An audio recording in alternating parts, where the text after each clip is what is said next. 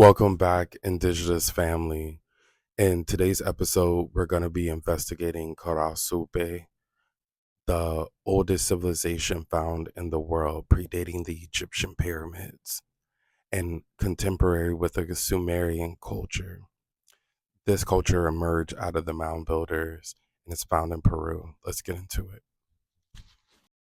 The Caral Supe civilization, also known as the Norte Chico civilization, is the earliest known city-scale civilization in the Americas and one of the oldest on Earth, emerging at the same time as Sumer, not after them, and older than Egypt. Architecture without ceramics or metal, massive platform pyramids, sunken circular plazas, city-level planning, axial layouts, plazas with platforms, and coordinated construction across multiple sites.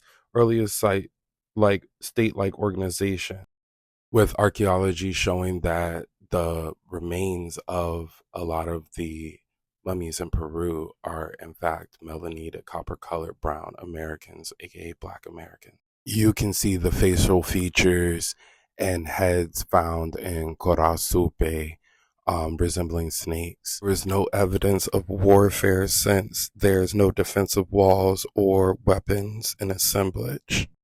But we know that these are copper color Americans matching all other Peruvian remains. There's a mixed coastal inlay, agriculture, squash beans, and cotton.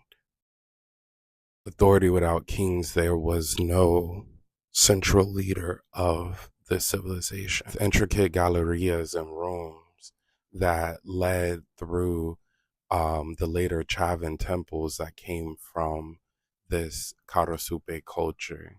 And so it led to the staff deity that we can find all over the world and later American cultures. Also, they did intricate art like carving in conch shells, and they were also the precursors of what would later become moche art in Peru. Cotton led to the birth of this civilization, basically allowing these people to create fishing nets and later cells, allowing them to be the first maritime traders. El cabelitos de tatora, or little reed horses, resemble the Egyptian vessels that we see in the other side of the world.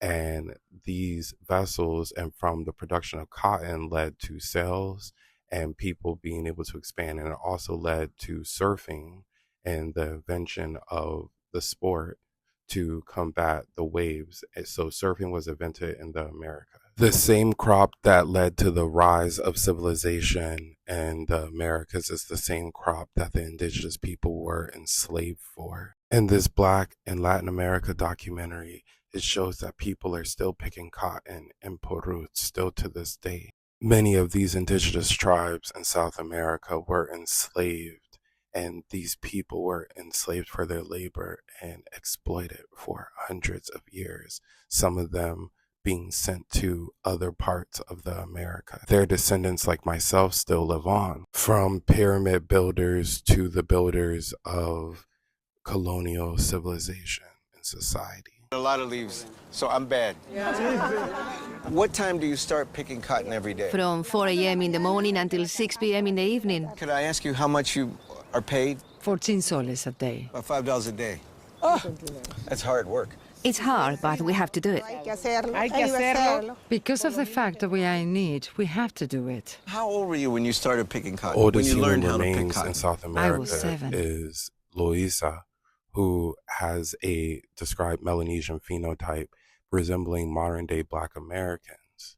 Now, when we look at the depictions of the early Peruvians before the arrival of the Mongols or the Chino slaves from the Manila Galleon, the original inhabitants of Peru were dark with curly, kinky hair, aka other indigenous people.